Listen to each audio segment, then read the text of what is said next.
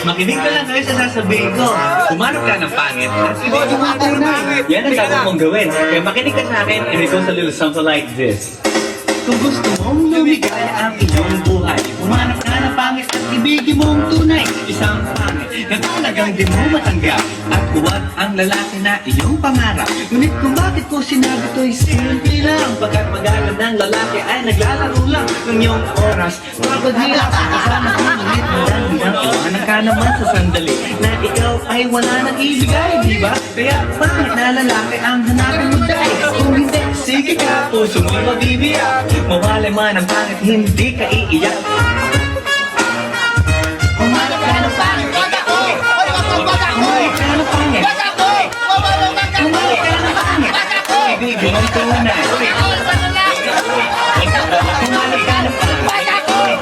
Humanap ka ng pangit. Humanap ka ng pangit. Ibigay mo ang tunay. Isang pangit na babae na malalang tingin. Mga liwa ka man, sige na hanggang pa rin pagkat ikaw talaga ang kanyang pag-aari.